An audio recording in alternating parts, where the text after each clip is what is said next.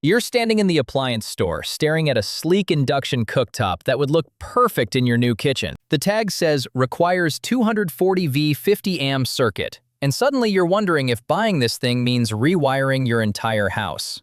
Ever wonder why some outlets have different shapes? Why certain appliances need special circuits? And what volts, amps, and watts actually mean when electricians throw these terms around like everyone should just know? Today, I'll explain volts versus amps versus watts like you're 5 years old. By the end, you'll understand exactly how they work together, why your dryer can't plug into a regular outlet, and how to avoid expensive electrical surprises before you commit to any major appliance purchase. Most people think electricity is just electricity, one thing. But it's actually 3 separate measurements working together simultaneously. Volts are the pressure pushing the electricity through wires. Amps are the amount of electricity flowing at any moment. And watts are the actual work being done, the power consumption you pay for. You need all 3 to understand what's happening in your walls right now. Here's the simplest way to picture it. Imagine electricity like water flowing through a hose. Volts are the water pressure. How far is the water pushing through the hose? Amps are the volume of water flowing.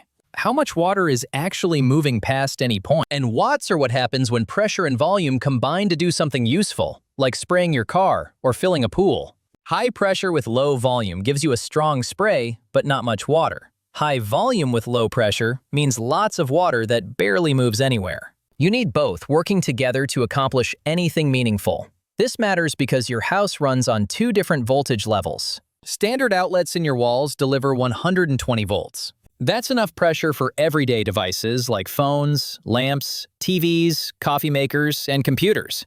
But heavy-duty appliances need way more pressure to function, so they run on 240 volts. That's your dryer, your oven, your central air conditioner, your water heater, and that fancy induction cooktop. The voltage tells you what kind of outlet and wiring you need installed. If something requires 240 volts and you only have 120 volt outlets available, it literally cannot work. You'll need an electrician to install a completely new dedicated circuit, which isn't cheap. Now here's where amps come in, and this is critical for safety. Every circuit in your house has an amp limit, and exceeding it trips the breaker. That's not a malfunction. That's the breaker doing exactly what it's designed to do, protecting your wires from overheating and potentially catching fire. Standard household circuits are usually 15 or 20 amps, depending on when your house was built. Kitchen circuits are often 20 amps because you run multiple appliances simultaneously. Big appliances like electric dryers, ranges, or EV chargers might need 30, 40, or even 50 amp dedicated circuits with thicker gauge wires and bigger breakers to handle the load. Here's what you absolutely need to understand about amps. Amps measure electrical flow, the current moving through the wire. If you plug a hairdryer, a space heater, and a vacuum into the same 15 amp circuit and run them all simultaneously, you're demanding more amps than that circuit can safely deliver. The breaker trips instantly. Not because your appliances are broken, but because you overloaded the circuit beyond its rated capacity. This is exactly why electricians care so much about which outlets connect to which circuit. It's about physics and fire prevention. But here's where things get really interesting. Watts are what actually matter when you're paying your monthly electric bill. Watts equal volts multiplied by amps, giving you total power consumption. So if you have a 120 volt appliance pulling 10 amps, that's exactly 1200 watts of power. Watts measure power, the actual work being performed, and energy consumed. Your electric company charges you for kilowatt hours, which is simply watts consumed over time. A 1200 watt space heater running for 1 hour uses 1.2 kilowatt hours of electricity. That's the number appearing on your bill. Now check this out, because this is where efficiency becomes fascinating. 2 appliances can have identical wattage, but completely different voltage and amp requirements.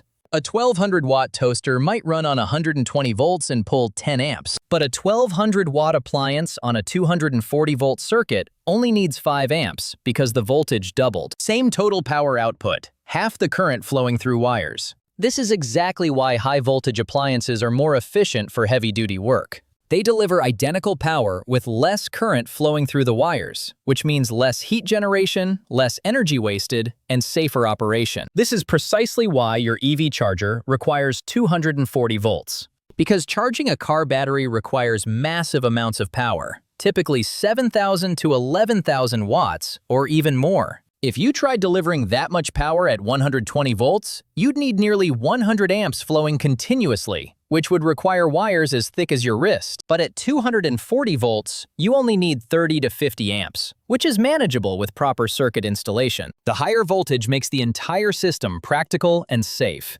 Here's where this knowledge affects your actual life and wallet. When you're planning a kitchen remodel, adding a home gym, or installing an EV charger, the electrician isn't being unnecessarily picky about outlets and circuits. They're doing precise math based on electrical code and safety requirements. They're checking your electrical panel to see how many amps are already allocated to existing circuits, how much spare capacity you have remaining, and whether your panel can physically handle another high-amp circuit. If your panel is maxed out at capacity, you might need a complete panel upgrade, which typically costs $2,000 to $4,000 before you even begin installing the new appliance you wanted. That's a significant expense many homeowners never anticipate. And this knowledge matters critically when you're shopping for anything electrical. You see a portable air conditioner listed at 1,400 watts and think it sounds reasonable for your bedroom. But if that bedroom is on a 15-amp circuit and you've already got a computer, a fan, a lamp, and phone chargers plugged in, you might trip the breaker the instant the AC compressor kicks on. Watts tell you what it costs to run over time.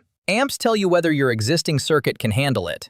Volts tell you whether it'll even plug into your outlets. All three numbers matter equally for different reasons. Here's the secret knowledge that saves you massive headaches. Before you buy any major appliance, check 3 specific things. First, does it require 120 or 240 volts? Second, how many amps does it pull at maximum load? Third, what circuit will it run on? And is that circuit already loaded with other devices? Check your breaker panel right now. Every switch is labeled with amp ratings. If it says 20, that circuit can handle 20 amps maximum safely. Add up everything you're currently running on that circuit and make absolutely sure you're not going over.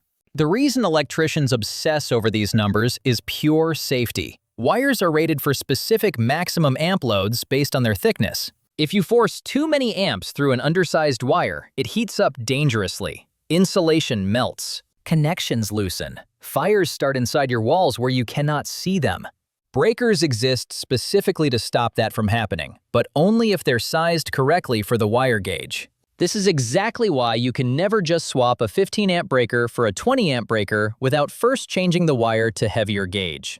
Everything in the system has to match perfectly. One more thing that might save you money right now. Some appliances list both 120-volt and 240-volt compatibility, meaning they can work on either voltage.